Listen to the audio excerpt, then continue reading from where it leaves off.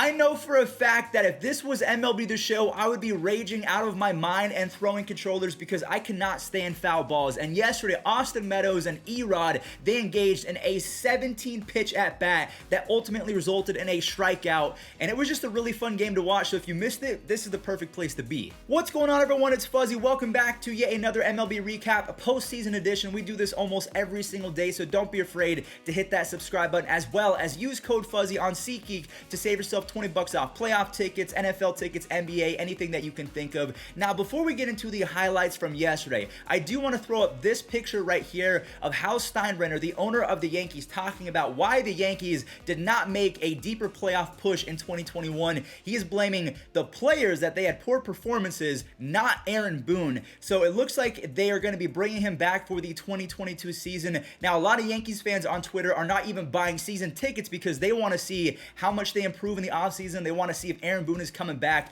and they would rather him just be a puppet as opposed to him making the decisions, because Yankees fans were not happy with his bullpen management, the way that he used Kyle Higashioka and Gary Sanchez. Just overall, they were not happy with Mr. Boone. So let me know in the comment section down below. If you were Hal, would you renew that contract from Aaron Boone, or would you let him walk and start fresh? Because if he does walk, apparently Aaron Boone has been linked to the Padres. Now let's go ahead and talk about the games from yesterday, shall we? Have the Red Sox versus the Tampa Bay Rays, two teams that the Yankees are going to have to compete with for the next 4 or 5 years, because both of these teams, I think that they're only going to get better and better. Now, this really annoyed me because this is where the sabermetrics and the scouting report from Kevin Cash really, he's just trying too hard, in my opinion. This dates back to last year when he pulled Blake Snell, and Blake Snell called him out because he was still dealing, but I guess the sabermetrics and the scouting report told him that a third time through the order, eventually the Dodgers were going to get to him. So McHugh, he goes 2 shutout innings, only allows 1 base hit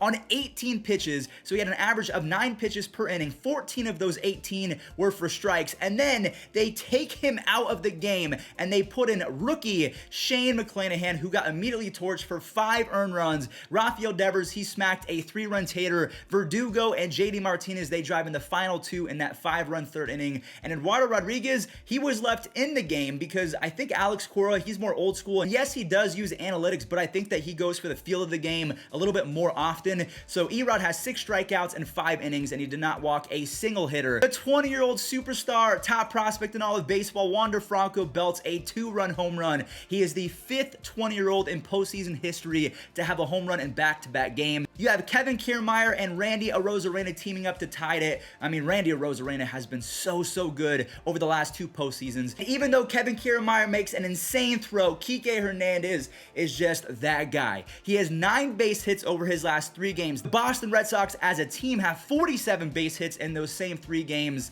So the Red Sox, they walk it off, and they are going to the American League Championship Series, and it shows that trading Charlie Morton and Blake Snell really came back to bite the Rays in the you-know-what. Not one Rays pitcher went 4+ innings. That cannot happen. You cannot have a mosh posh of rookie pitchers going out there and trying to eat innings and just throwing 11, 12 different guys in one game and trying to win that way. It's just not going to work. Now, maybe it might in the future, but like I mentioned in the offseason, I gave the Rays an F because they lost Charlie Morton and Blake Snell. And then when you factor in Tyler Glasnow getting hurt, your 3 best pitchers are gone for the postseason. 2 of them you traded away, or maybe Charlie Morton left. I can't remember exactly what happened, but in my opinion, that was the Rays' downfall. They relied too much on the bullpen, the analytics, and not trusting on a guy who's a big game pitcher to go out there and get the job done and eat 7, 8 innings like Charlie Morton or Blake Snell. Instead, they went with the rookies and the relievers who wanted to go 2 innings each. I honestly cannot believe that they took out Colin McHugh, who went 2 shutout, only allowed 1 base hit, and he was a starter in the past who has been pretty good, but they said, no, we're going to take him out. Just doesn't make any sense. And the Boston Red Sox,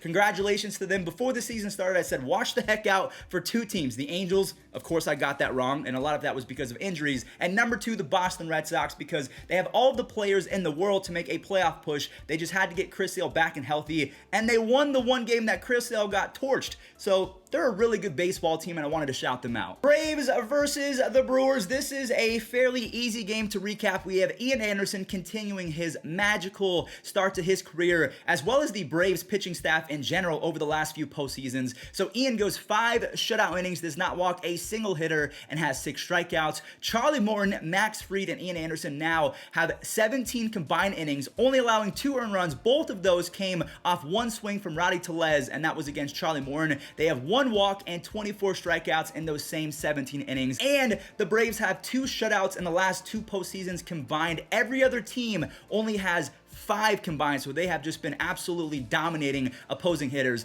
Jocktober is back in action. Jock Peterson with another pinch hit home run. This one was a 3-run missile. He should be starting over Eddie Rosario, in my opinion. So the Braves, they are 1 game away from going to the NLCS. Now, speaking of being 1 game away, the Giants, they are trying to get that, as well as the Dodgers, as the series is knotted up at 1 run apiece. Now, the umpires, I do want to mention, the umpires have been absolutely garbage over the last few days. I just want to get that out the way. Alex Wood and Max Scherzer, they were both untouchable through the first 5-ish innings. Alex Wood, he goes 4 2/3 shutout with 4 strikeouts, and Mad Max was tossing darts yesterday. He just missed on 1 pitch to Evan Longoria in the 5th inning, and that was all that she wrote. Max Scherzer, he ends up going 7 innings with 10 strikeouts, but the Giants staff was electric. Brandon Crawford, he puts on his moon shoes, turns off gravity for a moment, and he robs Mookie Betts. Mookie Betts was heated after that. Rookie Camilo Doval goes 2 shutout innings, did not allow a single base hit, and Gavin Lux on the final out of the game with a laser beam